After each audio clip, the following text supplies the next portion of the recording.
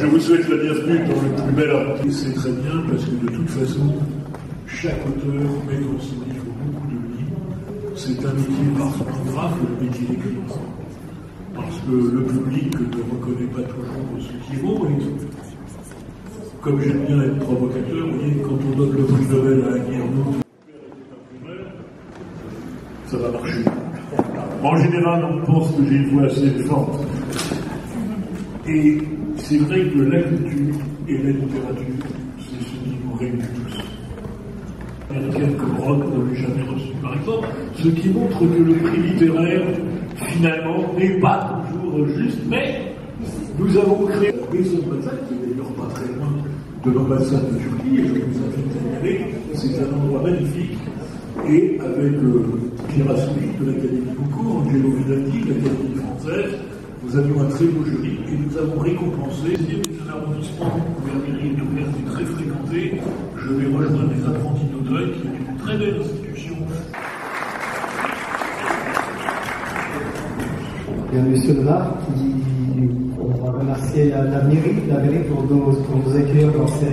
Bonsoir et bienvenue à la remise du prix littéraire France-Turquie qui marque l'histoire du monde culturel franco-turc depuis personnel pour vous, ici où vous êtes mariés. Merci à tous d'être venus. Je reprendrai la parole et sans plus tarder, je la donne à Kimize Mourad qui est la présidente du jury.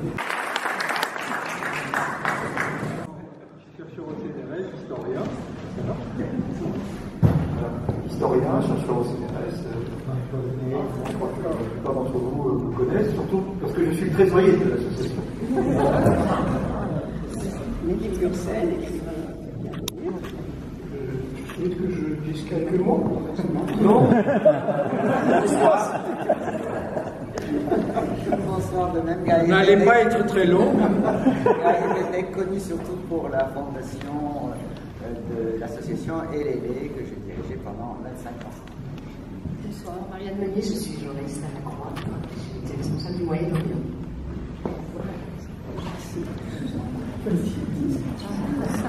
Ah. Bon, je l'ai cherché, hein. Bonsoir à vous tous.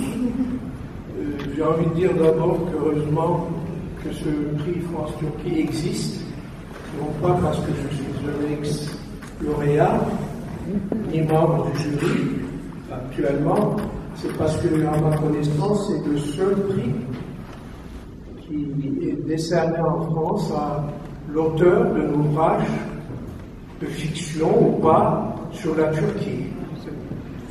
Et déjà, je parle sous le contrôle de M. l'ambassadeur, les relations franco-turques ne sont pas toujours au beau fixe, mais comme M. le maire l'a dit tout à l'heure, la culture et la littérature nous réunissent. Et en cela, je pense que ce prix est important et heureusement. Vous êtes venus nombreux, je vous remercie. Je pense que vous êtes venus par amitié, sans doute, mais aussi par intérêt pour un pays qui, au-delà des régimes, reste un pays absolument incontournable. Nous le voyons chaque jour dans l'actualité. Et pourtant, pour des raisons qu'on pourrait discuter longtemps, la Turquie est un pays particulièrement mal connu et mal compris.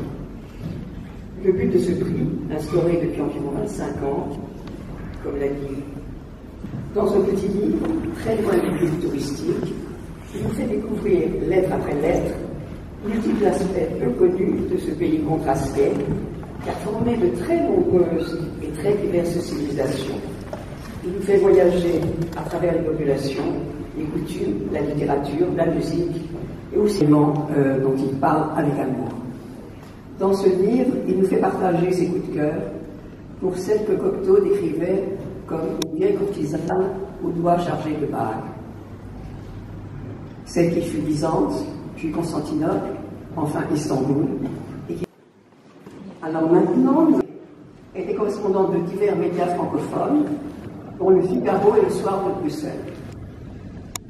Son livre extrêmement vivant, sans être jamais superficiel, Erdogan, le nouveau sultan, par Can Dündar, illustré par Mohamed Anvar. Donc, cette c'est un genre qui est devenu si populaire, la bande dessinée, que nous pensons peut-être même, sur le conseil de Frédéric, faire un prix spécial de bande dessinée sur la Turquie. Alors, cet ouvrage retrace la vie de Recep par Nicolas Monceau, fameux dilemme européen dont on parle depuis tellement longtemps. Nicolas Monceau est un universitaire turcophone, maître de conférences en sciences politiques à l'université de Bordeaux et chercheur à l'Institut français d'études anatoliennes d'Istanbul. Didier Millon, docteur en sciences politiques et directeur adjoint de l'IRIS, est l'un des meilleurs spécialistes de la Turquie. Son livre aborde Christian Fugensson et Mehmet Öztürk. C'est un ouvrage collectif qui donne un excellent panorama de l'histoire et de l'actualité du cinéma turc et des séries qui ont envahi le marché mondial. Le cinéma turc des années 2000 n'était pas dans le jury cette année. Les photos sont de Philippe Dupuis. Yeralti en turc signifie un mot qui est très difficile à traduire en français, on garde le mot anglais, underground, culture underground. C'est un livre de photos et de...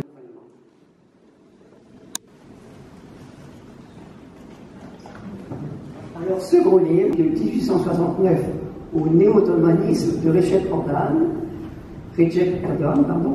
parlait à partir d'un empire multinational où être turc était loin d'être considéré comme un motif de fierté, car cela qualifiait surtout les paysans d'Anatolie. La classe dirigeante, la classe cultivée, était ottomane, ce qui recouvrait les citadins d'origine grecque, arménienne, juive, arabe, balkanique, etc. L'auteur nous raconte le réveil identitaire progressif à partir des réformes des années.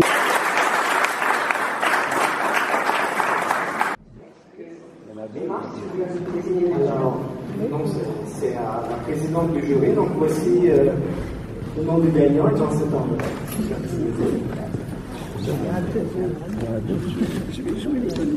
Normalement, ça aurait dû être le maire qui, mais comme il a dû partir. Alors, les gagnants. Alors, c'est bien ex aequo cette année. Anne Andloer.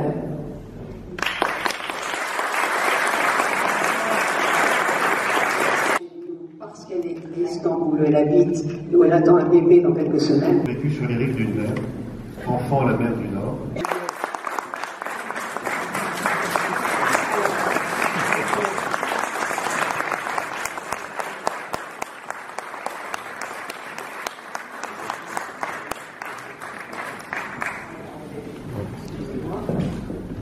Alors, je vais remettre les diplômes et les prix. Alors, pour Anne Andloer, pour votre fille.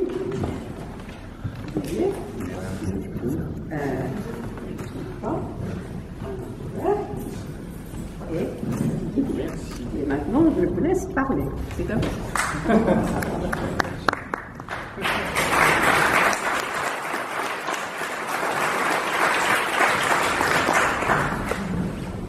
J'ai juste une petite note de la part de ma fille qui n'a pas pu venir, effectivement, comme l'a dit la présidente Kenidze Mourad, puisqu'elle est enceinte de pratiquement 8 mois, donc prendre l'avion dans ces conditions, c'était pas vraiment la meilleure solution.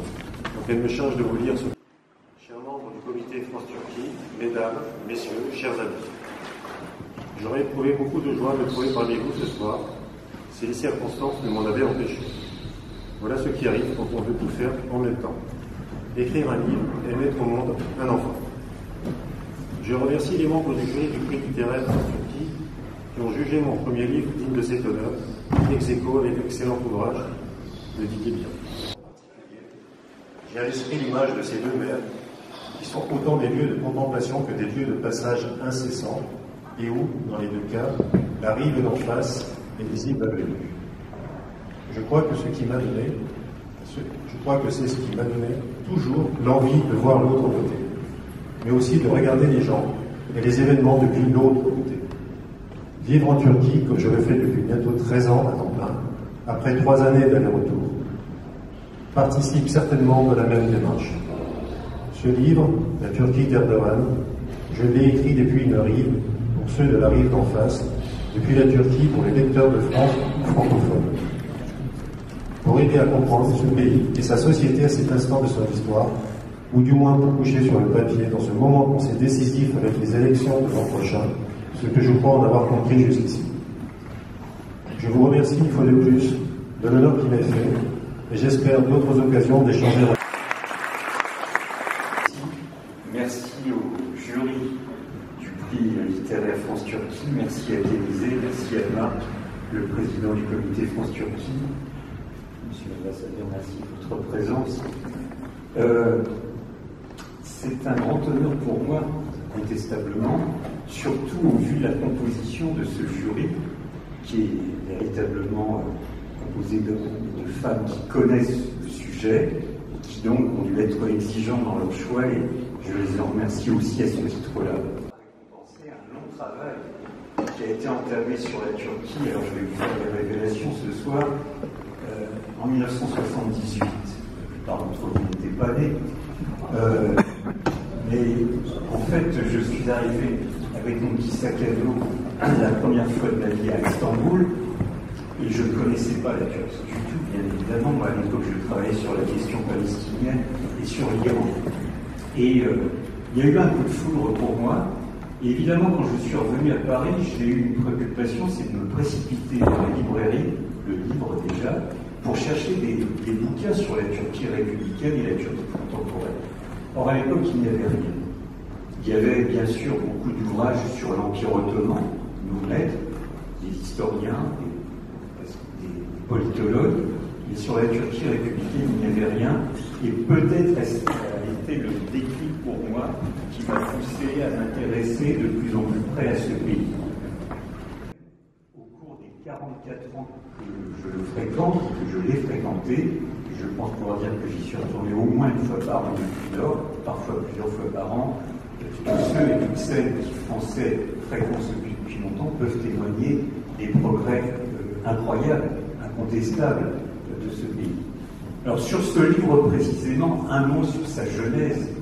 Tout d'abord, probablement à quelque chose malheur et bon, comme on dit en France, parce que j'ai profité du confinement et des restrictions sanitaires pour le rédiger.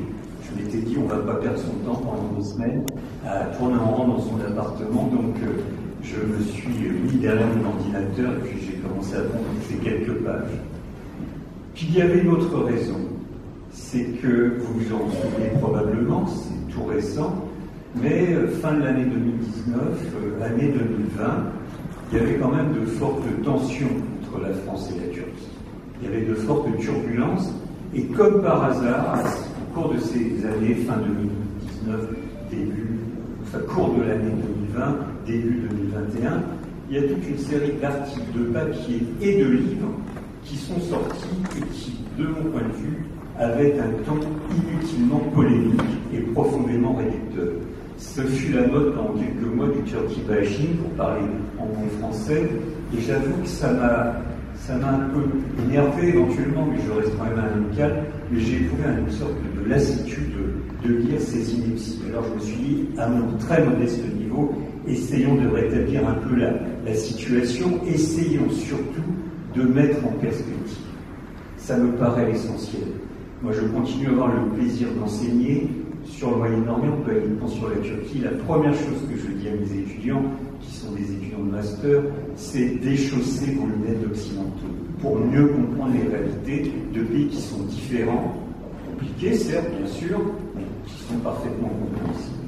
Et donc c'est un petit peu pour cela que j'ai décidé de tenter, encore une fois à mon modeste niveau, de mettre en perspective en prenant tous les grands sujets, y compris certains qui peuvent fâcher, la vie politique, les enjeux économiques. Là j'ai beaucoup souffert car je ne suis pas économiste, les enjeux démographiques, la question kurde, la question de l'institution militaire, la question de la laïcité, bien sûr les enjeux politiques extérieurs, ça c'est un peu mon dada, la question de l'Union européenne, enfin, etc. Je ne vais pas vous faire le résumé du bouquin, vous allez tous le lire, c'est évidemment obligatoire, mais c'est les grands thèmes que j'ai voulu bien modestement aborder. Les choses.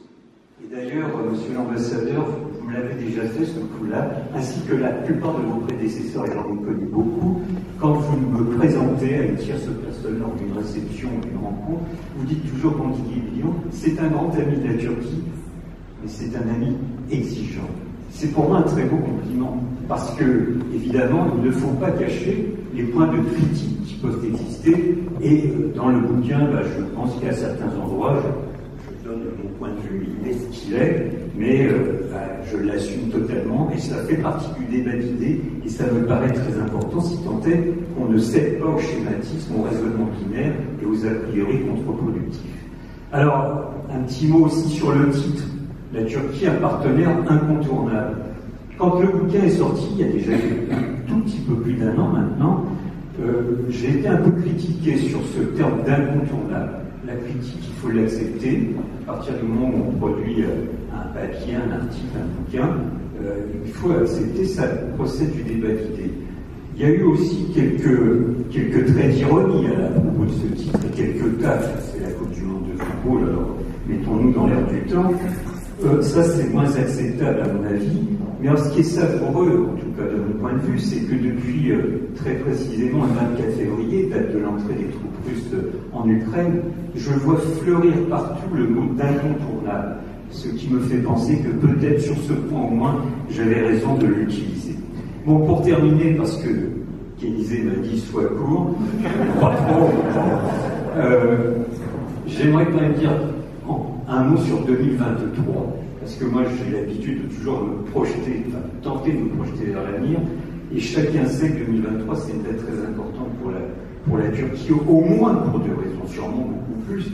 Mais tout d'abord, c'est l'année du centenaire de la fondation de la proclamation de la République, et très honnêtement, moi qui ai la chance de par mon boulot d'aller régulièrement dans les pays de la région, je peux vous affirmer que quand on va en Turquie, on voit un pays qui s'est construit, qui s'est affirmé au fil des ans, et cela n'aurait pas été possible sans cette date fondatrice, cette rupture républicaine pour la Turquie.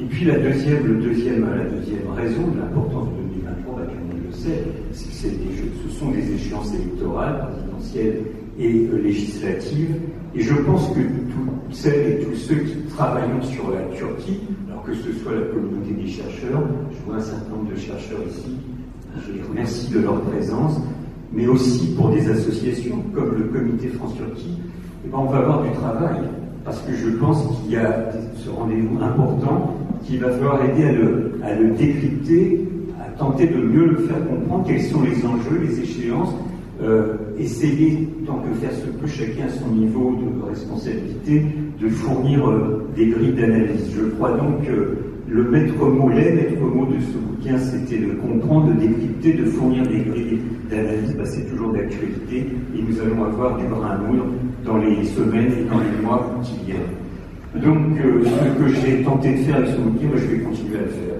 J'espère que je ne lasserai personne, mais je pense que la tâche n'est pas terminée. Donc, un grand merci à vous pour m'avoir attribué ce prix. Un salut amical à Anne, que je connais, que je croise de temps en temps à Istanbul, avec lesquels on a d'ailleurs participé à des débats communs. Et puis un dernier mot pour les éditions Erol. J'ai vu qu'il y avait leurs représentants, parce que sans elles, ces éditions, je n'aurais pas pu le publier. Donc un grand merci à tous, et je m'arrête là. Je vous invite à venir les comprendre. Et le genre que les acheter, évidemment,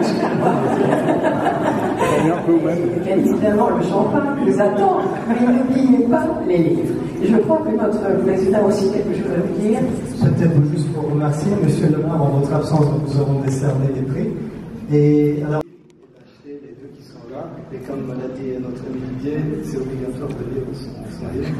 Merci beaucoup également à Anne et toutes nos amitiés à elle. Donc, voilà, on va passer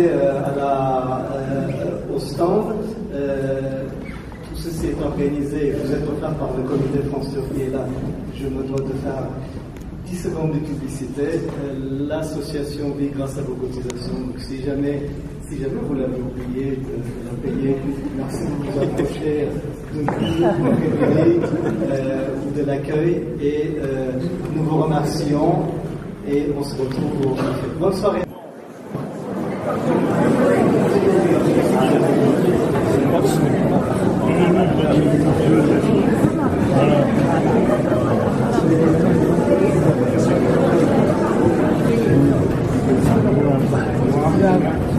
Ah, pardon, excusez-moi.